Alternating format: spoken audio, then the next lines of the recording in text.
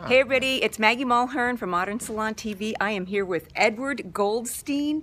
We are at the coolest thing. We're at the Luxury Brand Partners Retreat in Carmel, California. We're at the Hidden Valley Ranch, and we're just having the best time and learning so much. But Edward and I were talking. We were sitting at the table, and I said, what is your favorite thing to do? He's a salon owner. What's the name of your salon? Edward's Salon in Mill Valley, California. Mill Valley, California. I said, what's your favorite thing to do? And you said, you know, I expected you to say color or cut, and what was your answer? Creating, developing people. And you said that there was one person in particular who is working with you, and based on the tips that we're going to give you in a minute, based on your tips, this person is going to be worth how much by what age? $2.4 million by the time she's 67. Isn't that the coolest thing? Okay, so I'm going to flip this around on Edward, and he's going to give you his 5 tips to how to be a multimillionaire by age 50, and you guys can throw in your questions, and I'll ask him those. So I'm going to flip around. Here we go. I'm not good at this, you guys. Here we go. Okay. All right, so Edward. All right, so here we are. Edward, again, say the name of your salon, and I know you're brand new to Periscope. How does one find you on Periscope and Instagram? Edward's Salon is our Twitter name, and I guess that would be our Periscope name now, and Instagram is Edward's Salon as well. All right, very cool. So this is his very first Periscope, and I was just so thrilled that instead of saying, you know, working on your clients, that you just love helping the people that work in your salon make lots of money. How many people work in your salon? We're about 20. 20, perfect. All right, so give us tip 1. I know I said to him, I'm going to ask you your 5 tips, and what is your very first tip? You have to change your mindset. When you're young, you're under 30, you think that you've got plenty of time and, I'll start saving money later. But you have to understand the doubling effect. That basically at 10% interest, which is what the stock market's been at for its history of over 100 years, your money will double every 7 years. So $5,000 saved today is $80,000, 28 years from now. So you have to think of that. So you have to think if you have another 7 years, that $80,000 becomes $160,000. So every time you defer 7 years, you're losing a tremendous amount of that doubling effect. So starting young is number 1, but you're never too old to start. Somebody just asked, do you have a 401k at your salon, and what do you suggest? What do you advise? Yeah, we have a 401k. That one of my suggestions is if your company has a 401k, that you absolutely take advantage of that, because a 401k is tax-free. Or tax deferred, which means you pay taxes at the end of it when you take it out. So if you're in a 30% tax bracket and you put $1,000 in, your $1,000, if you were paid that, would be $700. Instead, it's $1,000. And if your employer matches a contribution like we do, then like my staff will earn up to 4% of what their income is. So if they put in 4%, we match it 100%. So it doubles it. So if you take advantage of that, I tell my employees, look, your $100 that would be $70 is actually $125 instantly, and then every 7 years it's doubling. Somebody says our owner is hesitant to start one. What would you recommend? Somebody works in a salon, the owner doesn't want to start a 401k. What would you advise? You could tell them that you would share the fees. Like there's an option in there for the fees to come out of all the participants' income. It's not very high. Tell them that it increases your desire to stay at that company. Because you're not going to get rich. Nobody gets rich really at their job. Even people I know that are making $300,000, $400,000 a year, if you spend it all, you don't have anything left. You have got to save. And I have friends that don't make very much money but have incredible retirements because they put as much away as possible. So convince him that it will increase the longevity of the salon, and even if you have to, they don't have to put a match in. Just having the 401k and its plan is a benefit for you. All right, so people are asking, we're going to go over the 5 tips because people are saying, what if you work alone, what if you rent a booth or a suite? So I hope your other 4 tips, which we only have him for 5 minutes, you guys, so hang in there, we're on a break. So go ahead, what is tip number 2? Okay, so is auto deduction. So as hairdressers, we love to spend money. So you get your money. If you're a renter, the tricky thing is that you get all your money now, and then you have to pay taxes at the end of the year. And we hate to save money because we like to think that everything we get is ours to spend. So the number one thing is you can set it up. If you work for a company, you can have them take your paycheck and defer a certain amount into a different account, like another savings account. I suggest something that you don't have an ATM card or easy access to, so an impulse buy will not allow you to just take money out of that.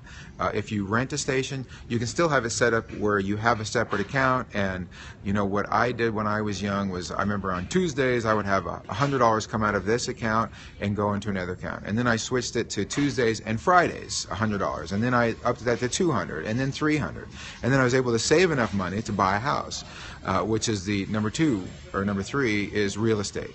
The concept to have is your money making money for you. I mean, we all hear that. We hate to save because it seems so boring. But I can tell you, if you buy real estate, it is a guaranteed increase. Now, obviously, it's best if you're able to buy low and sell high. But even if you buy high, if you look at the history of the real estate market, it goes up and down like everything. But it always continues to go up. So even if you buy in an up market like we saw then, and if you bought in 2007, if you're able to weather the storm, now the prices are up. Like my home value is up 10% from what it was in 2007. So we weathered the storm. It's only going to continue to go up. I was just talking to my financial advisor, and I was like, wow, you know, I'm selling my house now, and I realized that house made me $35,000 a year just owning it. So nice little side job. Yeah, absolutely. So real estate is another fantastic thing if you can get into. Okay, so number 4. Roth IRA. So somebody was asking about a Roth IRA. So go ahead. A Roth IRA is perfect if you rent, or even if you max out your 401k, because it's another tax deferred, but you can also use money from that to buy a house. They give an option for like a one-time purchase or something. You'd have to check with the legal aspects of it.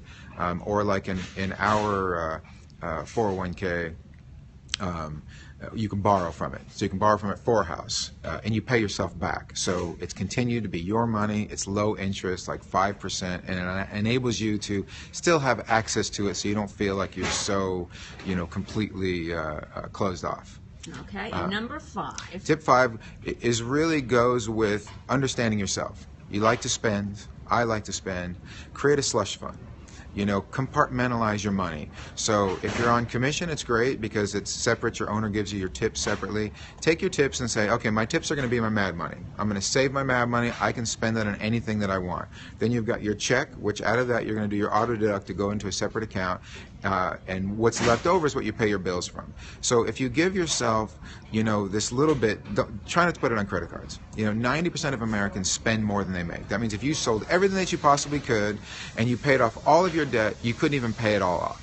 7% would be at a break-even point. Only 3% actually would have money left over. So you have to think to yourself, do I want to be one of those 97 people? Because it doesn't take much to not. But you have to be aware, you have to be conscious of what you're doing, you have to accept that you are going to age, that time will go on, you are going to continue through life, and if you're not prepared when you get older, if Social Security is even around, it is such a penance, it will not be anything.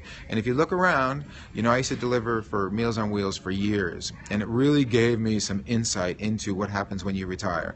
There were people that lived in their homes. You can see they bought in the 50s, and they did everything right. They paid their house off. Now they're living in it. It's the golden years of their life, or it's the end, and they're on assisted living, but they're in a nice environment.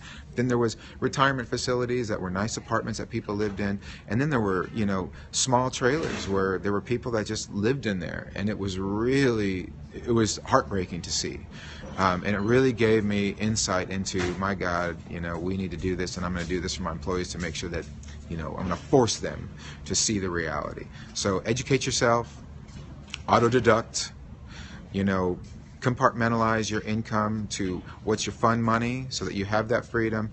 Try as you may to not put it on a credit card. Only use your debit card or use your cash so that you're not affecting that. And then know, okay, my paycheck's going to go for this. And if you get a raise, immediately take a portion of that raise and put it into that other account before you get used to having it. That's another key. So it's really, the psychology of self-awareness. Because I interviewed Mark Cuban, and if you guys can look at that interview, he gives such phenomenal advice, like our Mr. Edward here. Mark Cuban said, if you're in your 20s and you save $100 a week, you will be a millionaire by the time you're 40. So I know in our industry, we just want to go out and get those Christian Louboutins, but maybe, only need 1 or 2 new pair a year, not that many. Edward, people were asking for your social media contacts again, and again, this is his very first Periscope, so please follow him because he said he's going to start doing things for the industry. So go ahead, tell us who you are. Where Edward Salon. You could always email me. I'm passionate about the business and passionate about people, and I'm edward@edwardsalon.com. There's 2 S's in that, and I'd be happy to pass on any knowledge and information. And that your I can. Instagram and Or your all Periscope. Edward Salon as well. 2 S's. 2 Edwards. S's. And you guys, thank you so much for hanging in there. A lot of you hung in there, and I'm going to be doing more today. I have so many cool Periscopes that I'm going to be doing today, so if you see something pop up, please tune in. Thank you all for watching. Thank you, Edward. Yeah. We're having so much fun, and we're at Luxury Brand Partners. We're here learning more about Orbe, R&Co, V76 Vaughn, and Smith & Colt. Smith & Colt. Yeah, and Thanks. be part of a great community like this. Oh, Support my the God. brands that support you. Their education is unreal. Yeah, this is a pretty cool event. I feel very special to be here. You know, there's just 35 of us hand selected. I'm glad I was one. Thanks, Me Edward. too. All right, Thank we'll you. go back inside. Bye, guys.